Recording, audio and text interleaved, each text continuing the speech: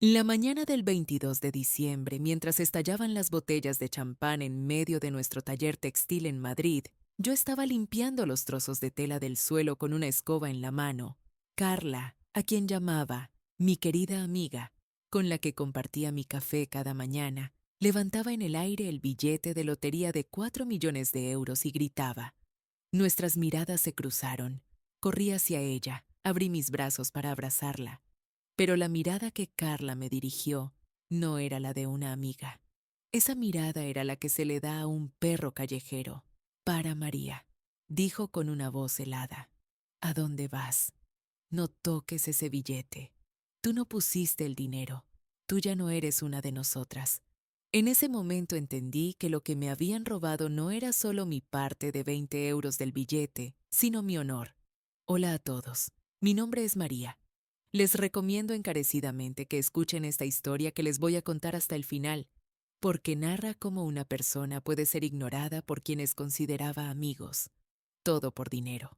Tal vez sus amigos sean como los de esta historia. Así que presten atención al comportamiento de mis amigas mientras escuchan. Yo vivo en el sur de Madrid, en el barrio obrero de Getafe, en un pequeño piso donde no entra el sol.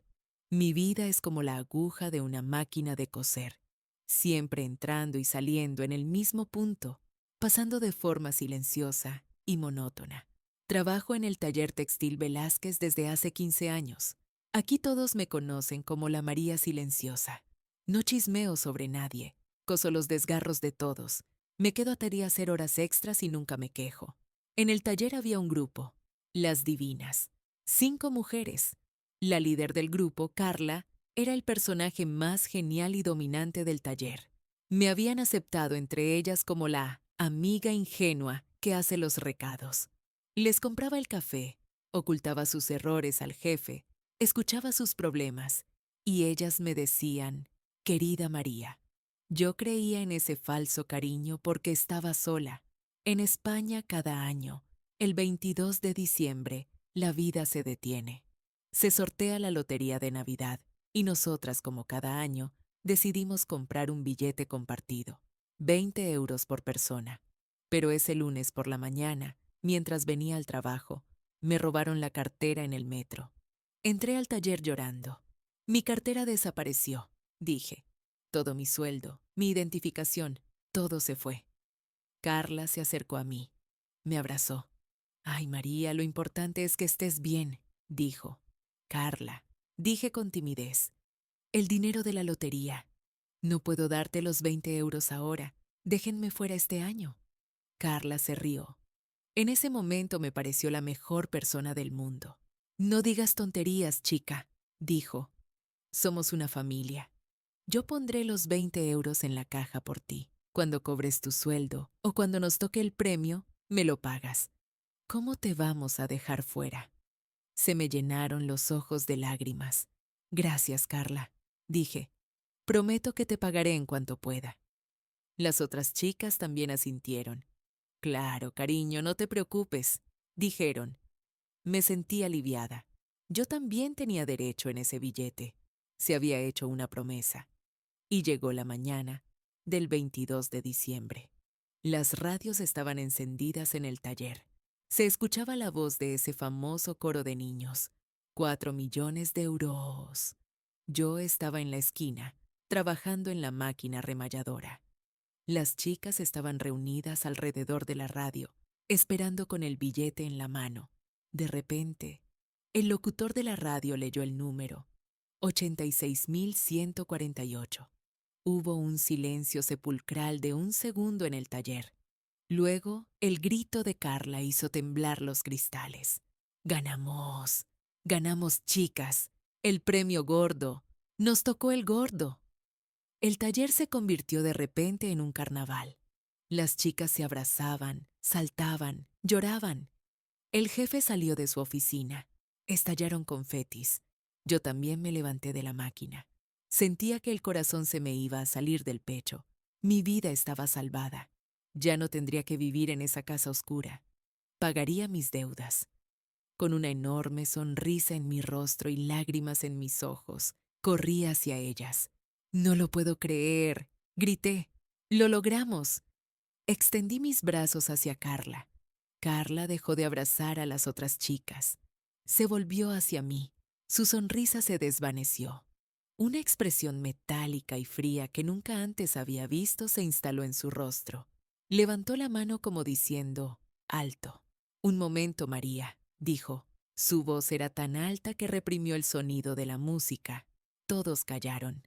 «¿A dónde vas?» Me sorprendí. «¿Cómo que a dónde? ¿A celebrar? Ganamos, Carla». Carla negó con la cabeza. Una curva humillante apareció en sus labios. «Nosotras ganamos, María. Nosotras, tú no». «¿Qué?», dije. Mi voz tembló.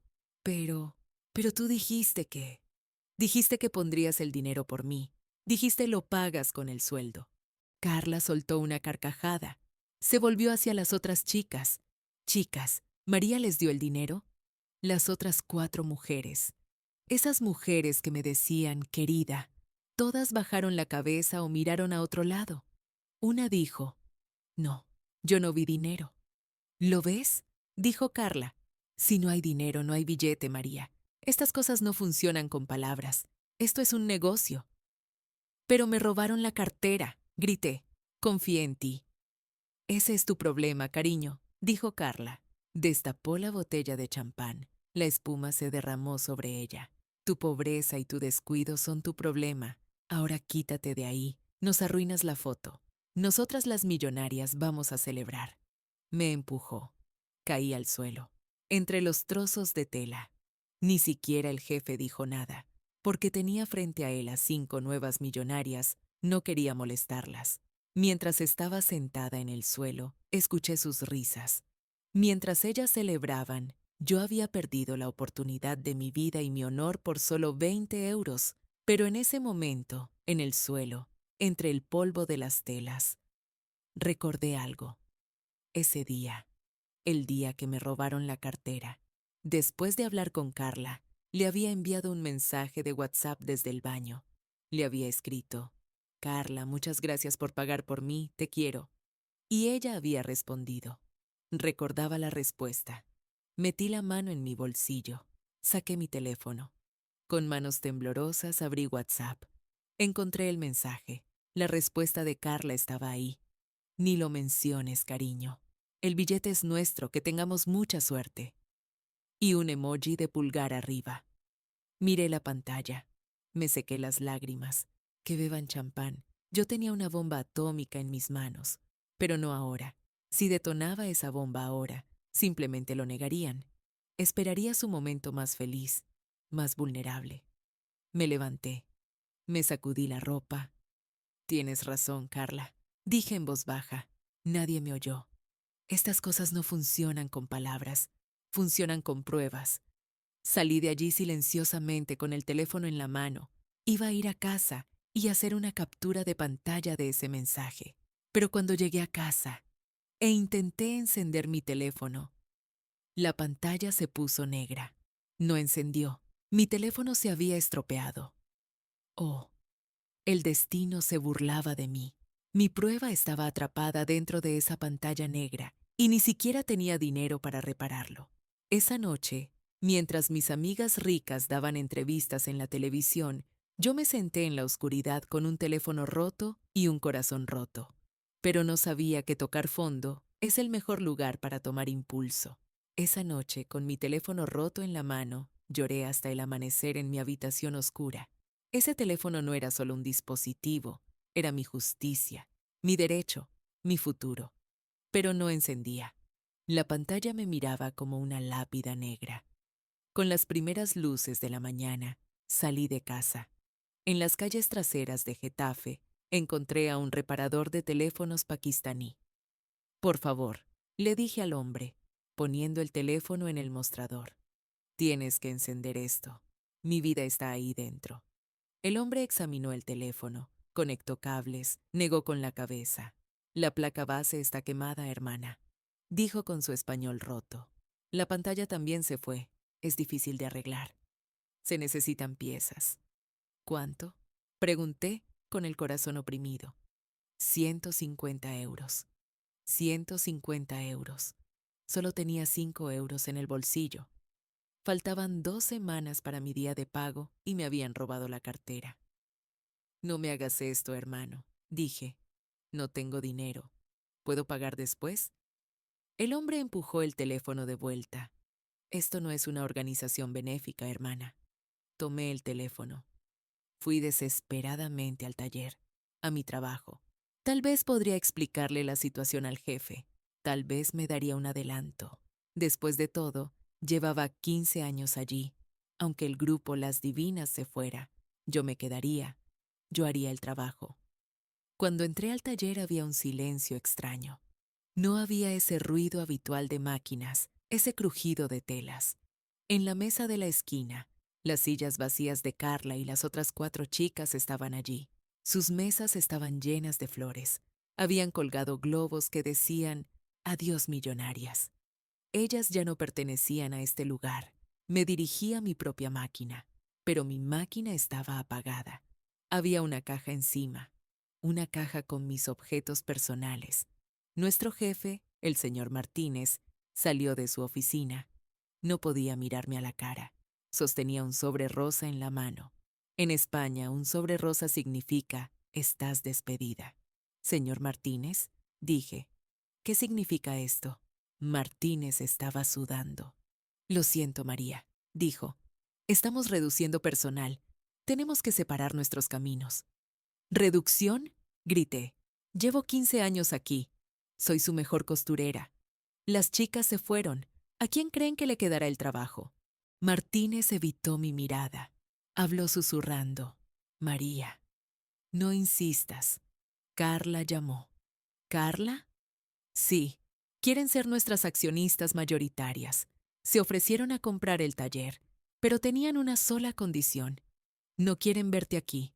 Dijeron, si no despides a esa mujer de energía negativa, compraremos el taller y te pondremos a ti también de patitas en la calle». Me quedé congelada. No solo me habían robado el dinero del billete, también me habían robado el pan. Querían condenarme al hambre, porque sabían que si no tenía dinero no podría contratar a un abogado. No podría alzar la voz. Tomé mi caja. Salí sin decir una sola palabra. La puerta se cerró detrás de mí. Ahora estaba desempleada, sin dinero, y mi prueba estaba prisionera dentro de un teléfono roto. Empezó a llover mientras caminaba por las calles de Madrid con la caja en mis brazos, como si hasta el cielo llorara por mi situación. Tenía que pasar por la Gran Vía, la calle lujosa de Madrid, para tomar el metro. Vi una limusina blanca parada frente a una tienda. La puerta se abrió.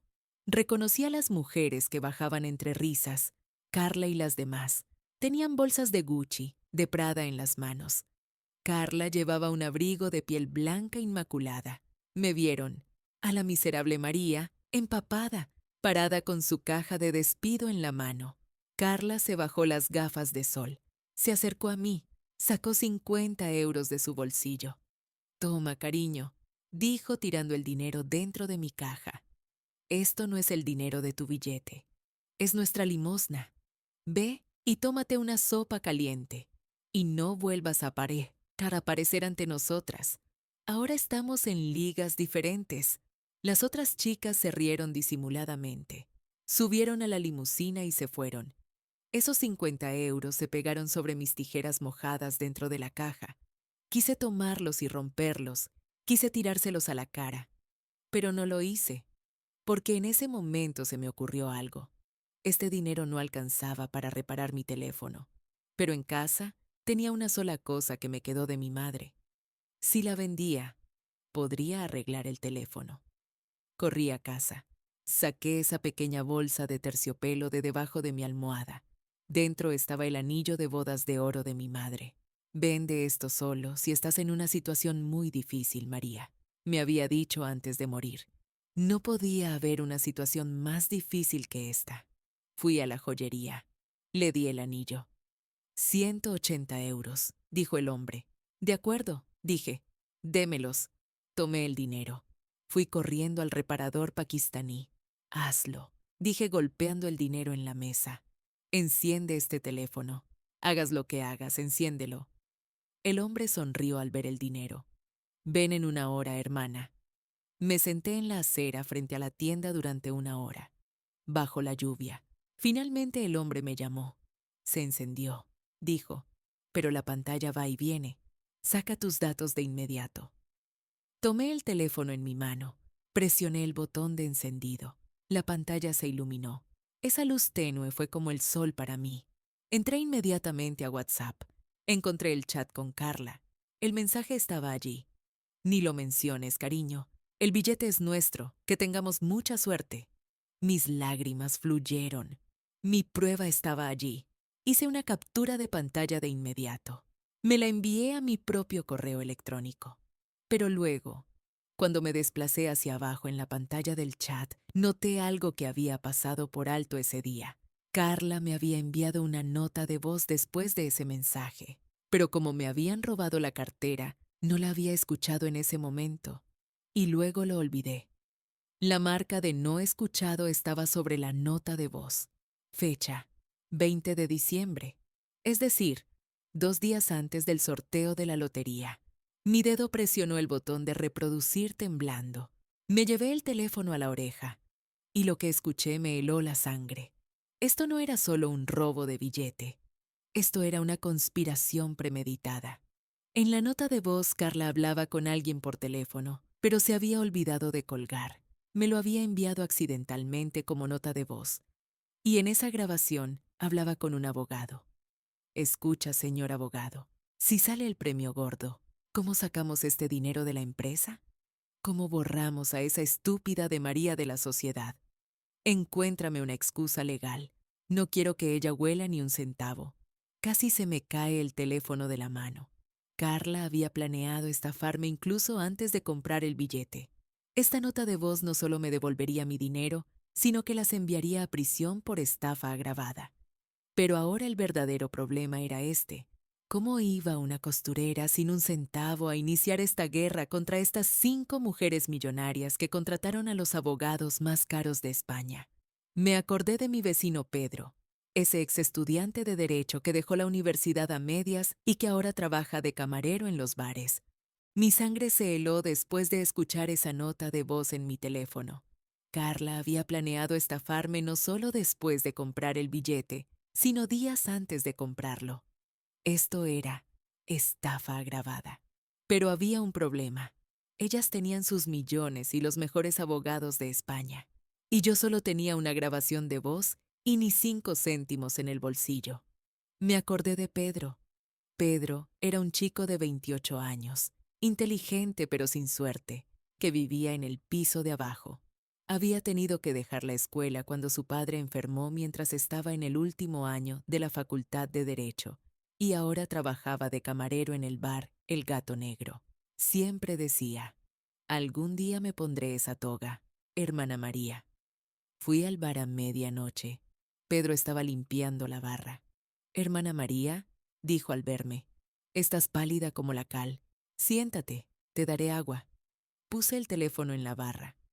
Agua no, Pedro, dije. Necesito un abogado, pero no uno con diploma, uno inteligente. Le conté todo. Le mostré el mensaje. Le hice escuchar esa grabación repugnante. La cara de Pedro se puso seria mientras escuchaba la grabación. Entrecerró los ojos. Ese camarero cansado se fue, y en su lugar llegó un abogado agudo. Esta grabación es una bomba, hermana, dijo. Pero si vamos a la corte, los abogados de Carla dirán, es un montaje, está sacado de contexto, y alargarán el caso 5 años. Tú morirás de hambre en ese tiempo, y ellas se gastarán el dinero. Entonces, ¿qué haremos? ¿Me rindo?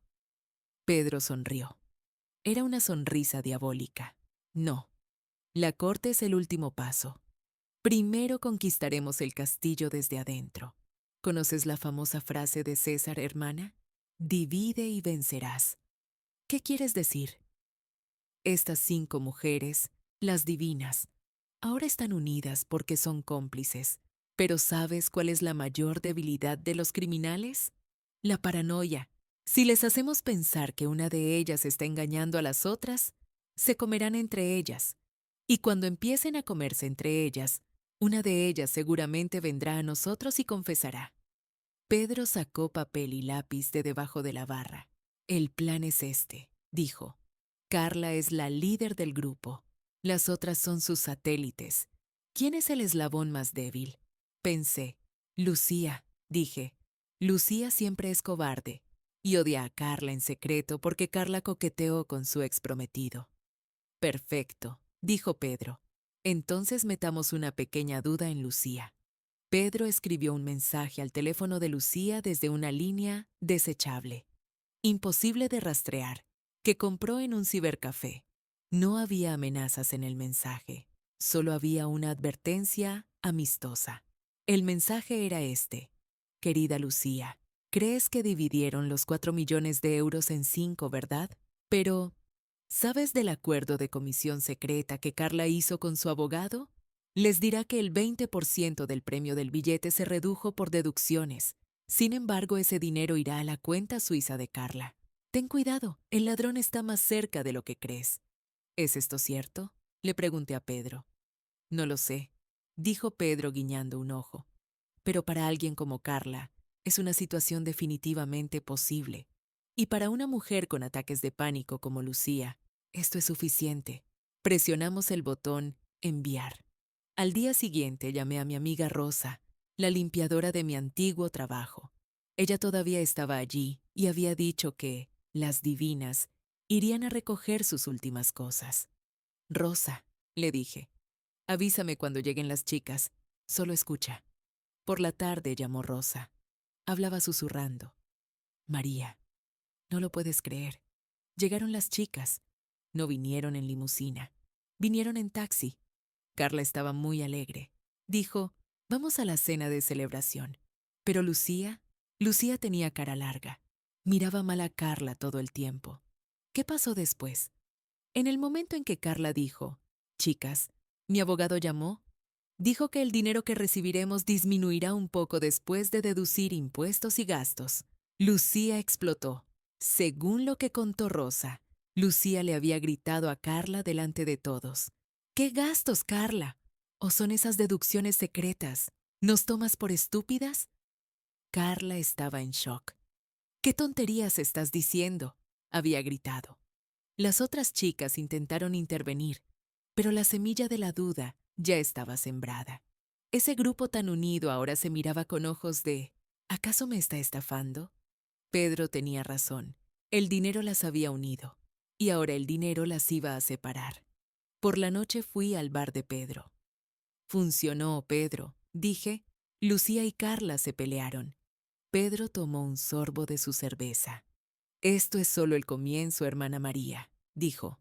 Ahora pasamos a la segunda fase. Les haremos sentir que tienes una prueba que acabará con todo. Pero no diremos qué es. El miedo es el arma más grande. Justo en ese momento sonó mi teléfono. El número que llamaba no estaba registrado. Contesté. La voz al otro lado era un susurro. Temblaba. María. Soy Lucía. Escucha. No sé si tú enviaste ese mensaje, pero hay otras cosas que sé sobre Carla. Si te las cuento, ¿me dejarías fuera de este asunto? Miré a Pedro.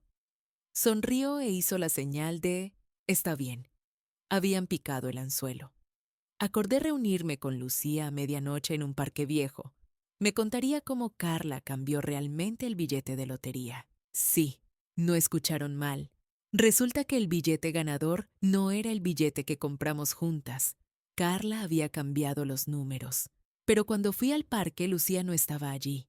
En su lugar había un fuego de cigarrillo brillando en la oscuridad y 2 hombres corpulentos parados a su lado. Carla se había adelantado a Lucía y ahora el objetivo era yo. Bajo la tenue luz del parque, mi sangre se heló al mirar a los 2 hombres corpulentos parados frente a mí. Lucía no estaba. Solo estaba ese hombre con el fuego brillando en la punta de su cigarrillo y la sombra parada detrás de él. El hombre dio un paso adelante. María, dijo.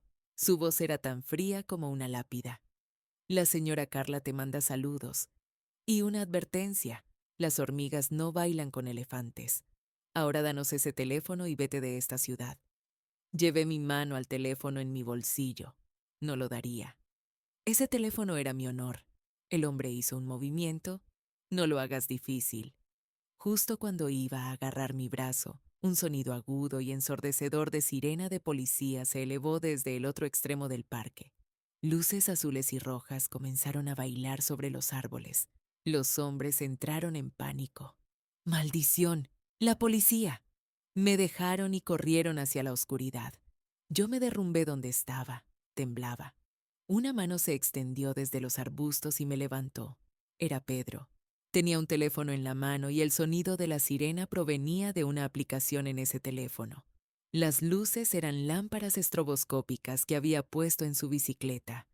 «No pensaste que te dejaría sola, ¿verdad, hermana María?», dijo sin aliento. «Vamos, nos vamos. Este lugar ya no es seguro». Pasé esa noche en el piso de abajo, en el apartamento de Pedro. Cuando amaneció, lo primero que hice fue mirar las redes sociales. Lucía. La Lucía que anoche me lloraba diciendo, voy a confesar. Había compartido una foto en Instagram. La foto estaba en un club nocturno. Carla estaba a su lado. Ambas chocaban copas de champán. Lucía tenía un collar de diamantes en el cuello. Debajo había escrito, las hermanas nunca se separan. Número club de millonarias. Dejé el teléfono en la mesa. La compró, dije. Carla sabía de las deudas de Lucía. Le dio un poco más de su parte y la calló. La reunión de anoche era una trampa. Querían atraerme allí y quitarme el teléfono. Pedro asintió. Hay muy pocas personas que el dinero no pueda comprar, hermana María. Pero hay algo que olvidaron. ¿Qué es? El orgullo, dijo Pedro, y la ira de una mujer que no tiene nada que perder. Pedro puso una página de periódico frente a mí. Esta noche había una gran gala en el Hotel Ritz, el más lujoso de Madrid, casa de modas Carla Ito. Gran lanzamiento de apertura. Carla había creado una marca de moda para sí misma con nuestro dinero. Esta noche se presentaría a la alta sociedad de Madrid, a la prensa y al mundo empresarial. Iremos allí, dijo Pedro.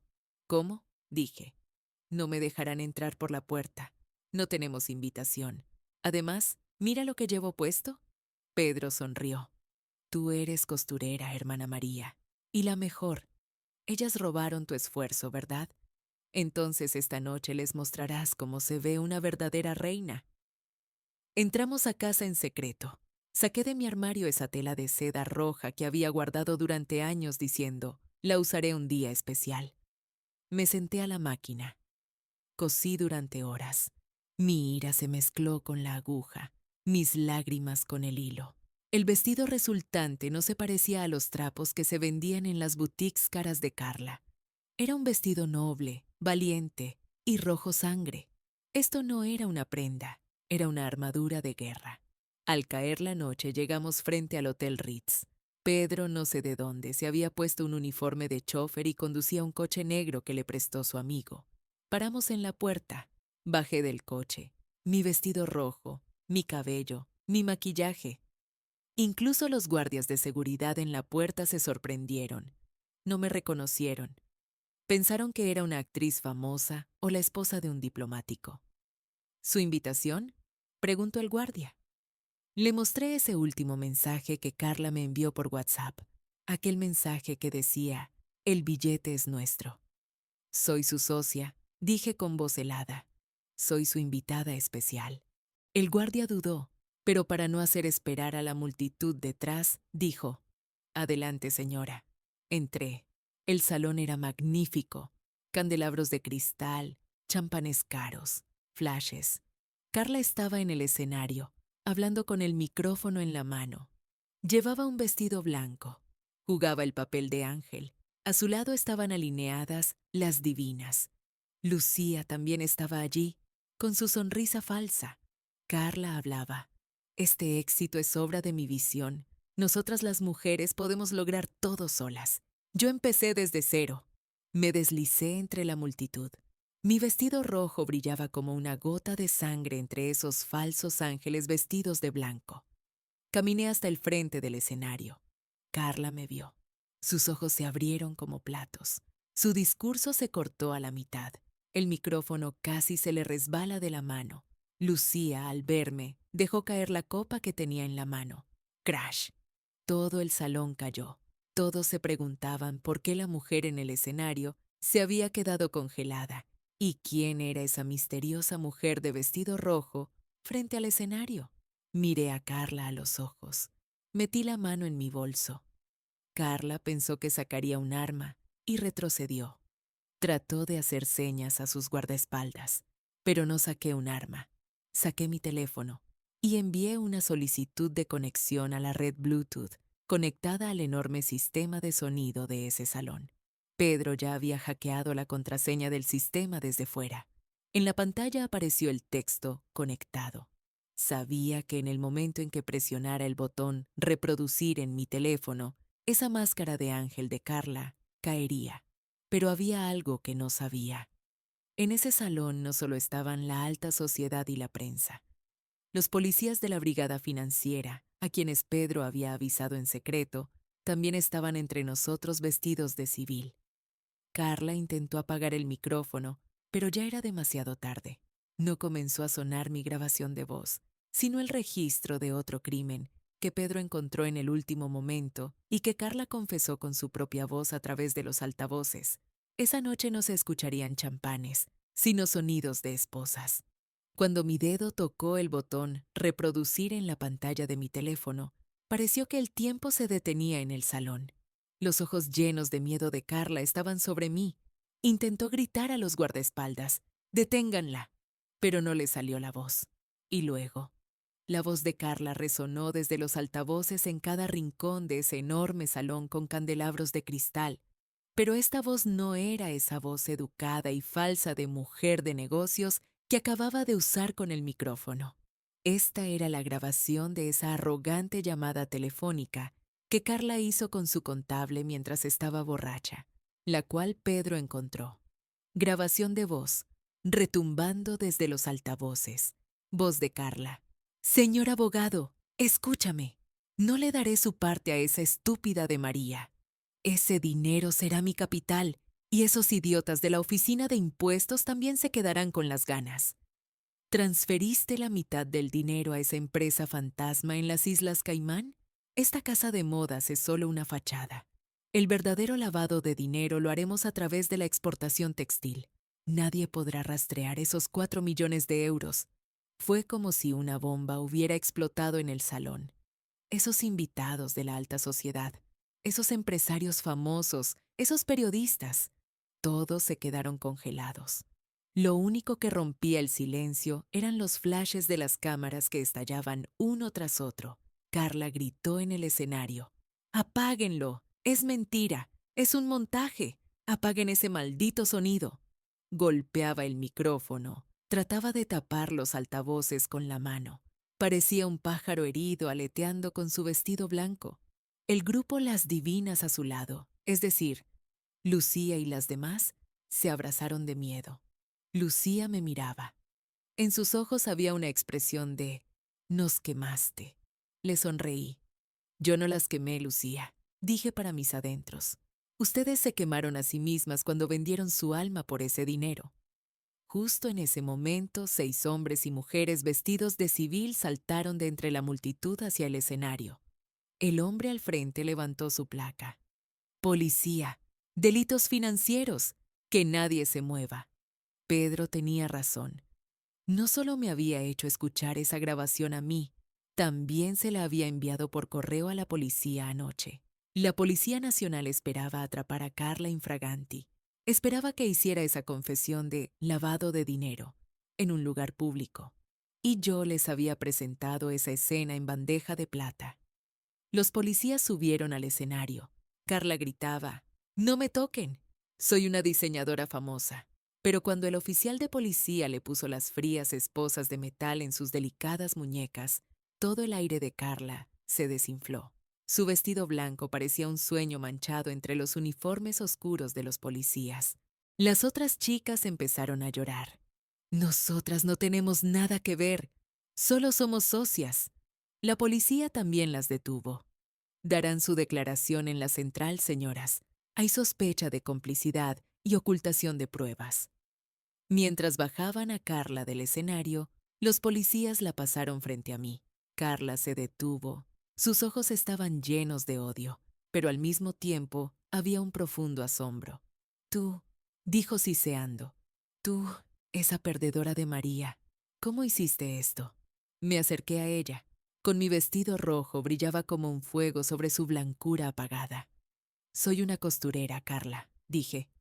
Y tú fuiste la peor tela que en Vistit no he visto en mi vida. Simplemente te descosí.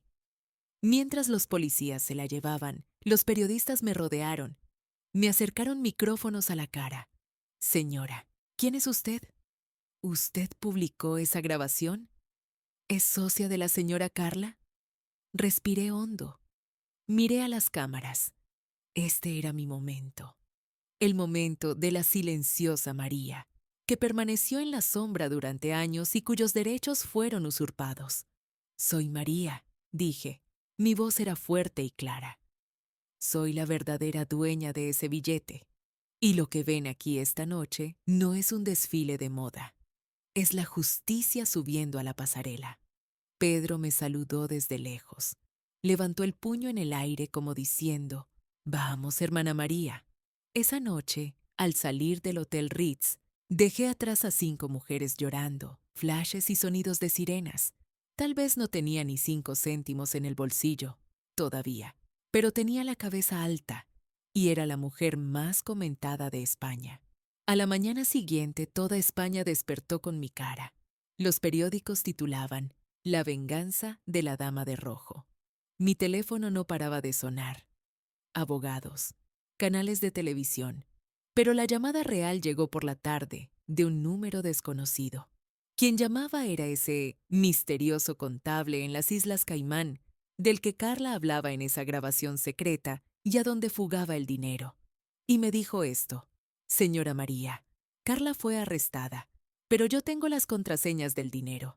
Si no coopera con la policía, no le daré los 4 millones de euros completos. Le daré 10 millones de euros. Tengo una sola condición: guardará silencio». Tenía una fortuna frente a mí, pero a cambio pedía mi honor. ¿Qué iba a hacer? Cuando colgué el teléfono estaba en ese pequeño y húmedo piso en Getafe, pero dentro de mi cerebro se desataba un huracán de 10 millones de euros. La voz del hombre que llamaba, ese señor X de las Islas Caimán, era helada. «Señora María, Carla entró en prisión, pero yo tengo las contraseñas del dinero. Si no declara ante la policía, si no presenta los documentos de que blanqueó ese dinero, le transferiré no 4, sino 10 millones de euros. Mañana por la mañana puede despertar como una mujer rica. O puede morir como una costurera honorable, pero pobre. La decisión es suya». Mis manos temblaban. 10 millones de euros.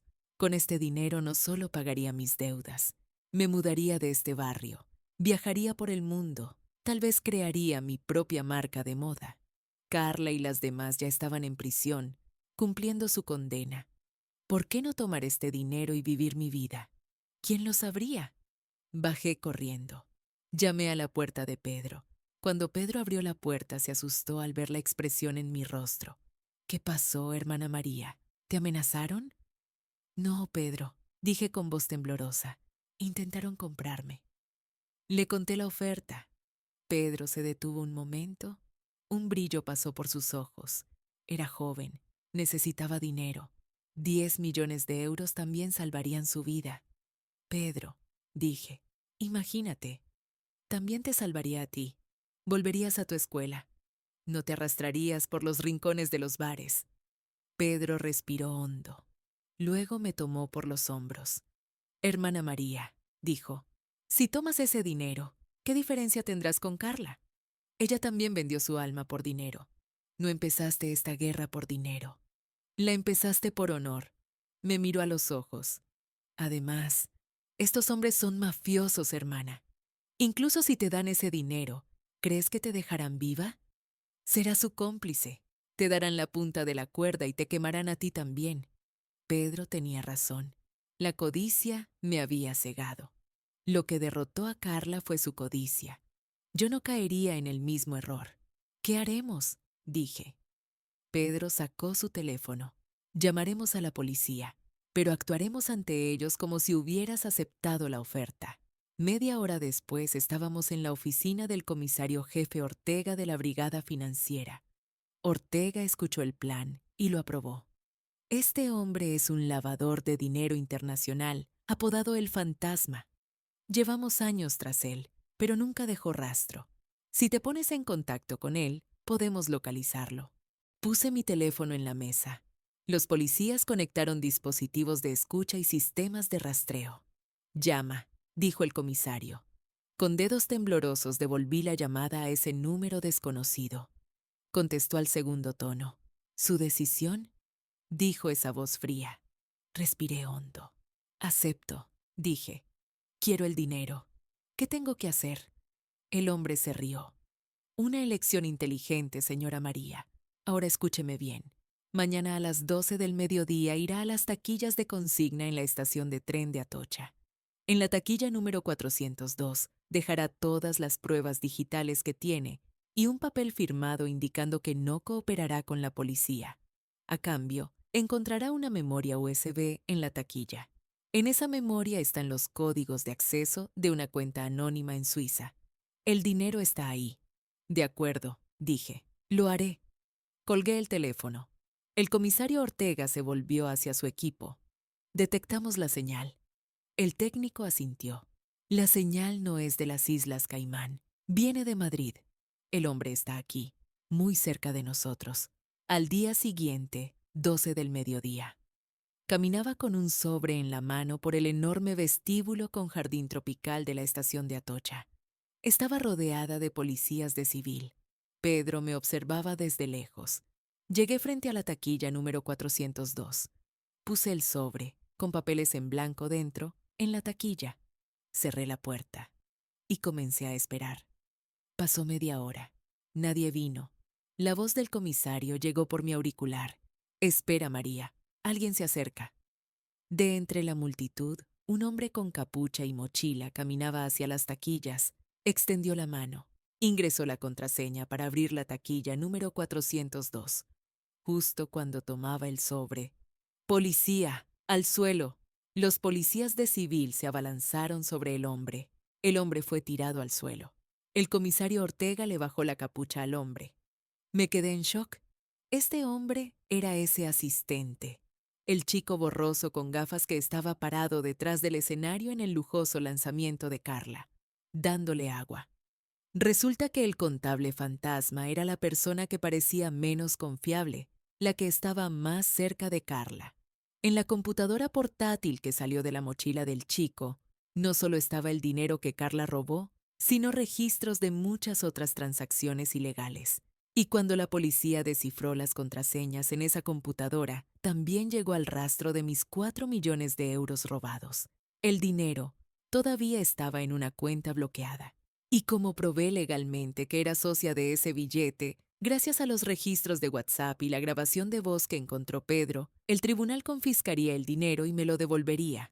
Al salir de la comisaría, abracé a Pedro. Lo logramos, dije. Rechacé 10 millones de euros, pero recuperé mis propios 4 millones de euros y con la frente en alto. Pedro sonrió. Y lo más importante, hermana, no vendiste tu alma. Cuando volví a casa, ya era una mujer rica, pero tenía una extraña inquietud dentro de mí, porque la policía había encontrado un mensaje aún no enviado en el teléfono de ese chico asistente. El destinatario del mensaje era número desconocido. El mensaje era este: no se preocupe, jefe. María cayó en la trampa. Después de que reciba el dinero, nos encargaremos de ella haciéndolo parecer un accidente. Así que esa oferta de 10 millones no era solo para callarme, era para atraerme a una trampa y matarme. La advertencia de Pedro me había salvado la vida. Pensé que todo había terminado. Recibiría mi dinero, le daría a Pedro el dinero para la escuela y comenzaría una nueva vida. Pero esa noche llegó una llamada de la prisión. Quien llamaba era Carla. No estaba llorando. Su voz era helada. «Felicidades, María», dijo. «Ganaste. Pero hay algo que olvidaste. Mis huellas dactilares también están en ese billete. Y si yo caigo, te arrastraré conmigo. No dejaré que disfrutes de ese dinero. Espera la confesión que haré mañana en la corte. ¿Cuál era la última carta de Carla? ¿A qué abismo podría arrastrarme? Cuando llegó el día del juicio, el frente del Palacio de Justicia de Madrid parecía el estreno de una película. Periodistas, público curioso y otras víctimas estafadas por Carla. Todos estaban allí. Cuando bajé del taxi con Pedro y nuestro abogado, los flashes estallaron. No llevaba ese vestido rojo que usé en el lanzamiento. Llevaba un traje blanco y sencillo, porque hoy no venía a dar un espectáculo, venía a reclamar mi derecho. Cuando entramos a la sala vi a Carla. Esa Carla orgullosa y arrogante se había ido. Su cabello estaba sin teñir, su rostro estaba demacrado y llevaba un uniforme gris de prisionera. Pero ese brillo venenoso en sus ojos todavía estaba allí. Al verme apretó los dientes. A su lado, los otros miembros del grupo, las divinas, también estaban en el banquillo de los acusados. Todas eran enemigas entre sí. Lucía había aceptado ser testigo y había declarado en contra de Carla. El grupo estaba destrozado. Comenzó la audiencia. El abogado de Carla jugó esa carta de la huella dactilar como última esperanza. Señoría, dijo, mi clienta compró el billete personalmente. Solo están sus huellas dactilares en el billete. No hay evidencia física de que la señora María haya tocado el billete. Los mensajes de WhatsApp son solo una broma. Carla tomó la palabra. Se levantó y ofreció otra de sus actuaciones dignas de un Oscar. Empezó a llorar. Esta mujer es una mentirosa, gritó señalándome. Era como mi sirvienta. La mantuve a mi lado por lástima. Ahora me calumnia porque envidia mi éxito. Yo no envié esos mensajes, me robó el teléfono. Se desató un murmullo en la sala. El juez golpeó su mazo. Silencio. Mi abogado, y con la asesoría de Pedro, se puso de pie. Señoría, dijo, la acusada afirma que le robaron el teléfono. Sin embargo, tenemos registros de la estación base de que la acusada usó activamente su teléfono en la hora y ubicación en que envió esos mensajes, se tomó selfies y las subió a las redes sociales. Además, mi abogado hizo una pausa y asestó el golpe final. El contable de la acusada está dando declaración al fiscal en la habitación de al lado en este momento. Confesó que la señora Carla fugó dinero a las Islas Caimán para no pagar la parte de la señora María. El rostro de Carla se puso pálido como la cal. El contable susurró. Él no puede hablar. Habló, dijo mi abogado. Y también confirmó que la señora María rechazó el soborno de 10 millones de euros y cooperó con la policía. Carla se desplomó en su asiento. Lo sabía. Había perdido. La codicia por el dinero, la amistad, el honor y la libertad. Lo había perdido todo. Veredicto. 2 horas después se anunció el veredicto. Se condena a la acusada Carla Quinta a 8 años de prisión por los delitos de estafa agravada, evasión de impuestos y blanqueo de capitales. Se ordena la devolución del premio de lotería, objeto del juicio, junto con sus intereses legales, a la demandante María G. Estallaron aplausos en la sala. Pedro me abrazó. «Ganamos, hermana María, ganamos». Mientras se llevaban a Carla, me miró por última vez. «Ese dinero tampoco te servirá a ti, María», dijo siseando. «El dinero corrompe a todos». Le sonreí. «El dinero no te corrompió, Carla», dije. «Tú ya estabas podrida. El dinero solo reveló lo barata que eres». Han pasado 6 meses desde ese día del juicio. La profecía de Carla no se cumplió. El dinero no me corrompió, pero cambió mi vida. ¿Y qué hice con esos 4 millones de euros? Primero me mudé de esa casa húmeda y oscura. Compré un hermoso apartamento en el centro de Madrid, soleado, donde cultivo flores en su balcón. Luego Pedro, pagué su matrícula universitaria como le prometí, volvió a la Facultad de Derecho. Ya no trabaja de camarero en el bar, es mi asesor legal. Pero mi mayor venganza no fue esta. ¿Recuerdan al señor Martínez, el dueño del antiguo taller que me despidió? Ese hombre que dijo, «¿Te despido porque Carla lo quiere?» Sus negocios fueron mal. Puso el taller a la venta. Compré ese taller. Sí, soy la nueva dueña de ese taller donde fui despedida y arrastrada por los suelos. En mi primer día de trabajo, cuando entré por la puerta del taller como la jefa, el señor Martínez estaba recogiendo sus cosas. Al verme bajó la cabeza. Señora María, dijo temblando. Perdóneme, tuve que hacerlo. No hay problema, Martínez, dije. Puedes irte. Me puse frente a las máquinas. Mis antiguas compañeras de trabajo, esas mujeres trabajadoras y silenciosas, me recibieron con aplausos. Aquí ya no habrá grupos como las divinas, dije. Aquí todas son iguales, y todas recibirán lo que merecen. Cambié el nombre del taller. Nuestro nuevo letrero, Casa de Modas, El Gato Negro, en honor a Pedro y a nuestra suerte de esa noche. Ahora produzco mis propios diseños. No hacemos los trapos falsos y ostentosos de Carla. Hacemos ropa real, de calidad y cosida con amor. Nuestra marca crece rápidamente. Anoche, mientras estaba sentada en el balcón del taller, sonó mi teléfono. Número desconocido. Una llamada de la prisión. No contesté. Probablemente era Carla llamando. Tal vez pediría dinero. Tal vez pediría perdón. Pero yo no tenía tiempo para el pasado. Colgué el teléfono y levanté mi copa en honor al nuevo pedido que celebramos con Pedro. La vida es un sastre extraño. A veces da puntadas equivocadas, te hace daño. Pero si tienes paciencia, puedes coser un vestido magnífico con esos desgarros. Soy María. Esta fue la historia más hermosa que he cosido. El dinero no cambia el carácter de una persona, solo deja caer su máscara. Si eres honorable cuando tienes el bolsillo vacío, seguirás siendo honorable cuando lo tengas lleno.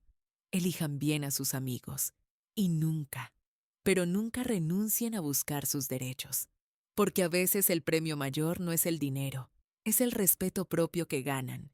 Y hemos llegado al final de la historia, pero una última pregunta para ustedes. Si hubieran estado en mi lugar, ¿qué habrían hecho? Y si tienen amigos así, indíquenlo en los comentarios. Los leo todos. Nos vemos en la próxima historia. Adiós.